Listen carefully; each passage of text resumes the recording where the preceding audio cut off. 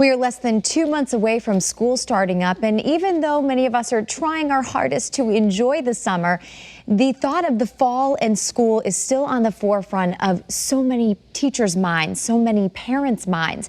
So joining us now is Dr. Laura Saunders, who is a child psychologist at the Institute of Living at Hartford Hospital. Thank you so much for being with us, Doctor. Thank you for inviting me. Our first question, with the possibility of school resuming, of course, in the fall, how can parents prepare their kids to return to school?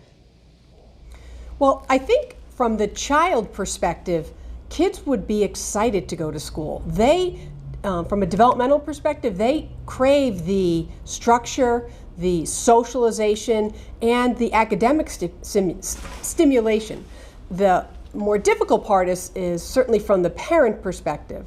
Parents, on the other hand, cannot do 3 jobs well. They can't be a parent well and a teacher and work in their job or profession. So unfortunately, the difficult decision making really falls on the parents' shoulders.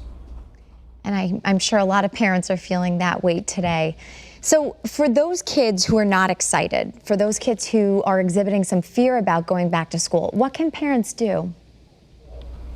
So parents need to remember that their anxiety often gets put onto their child, and then their child picks up on their anxiety.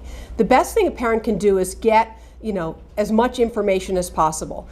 Parents will be given choices in most of these situations.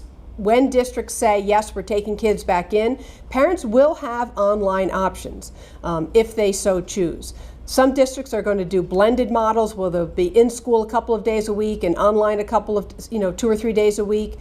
So parents need to make their best decision, but to remember to manage their own anxiety instead of projecting that anxiety onto their children. And before we go, Doctor, do you have any quick tips for parents who, can identify that their kids are holding back and they are holding this fear and the anxiety about school?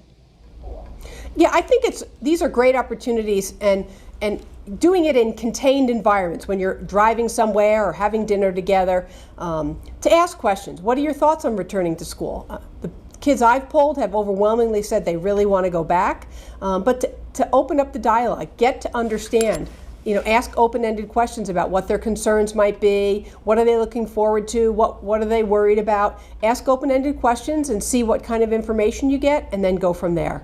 All right, Dr. Laura Saunders, thank you so much for this information. I think communication is key. Thank you. Yes, it is.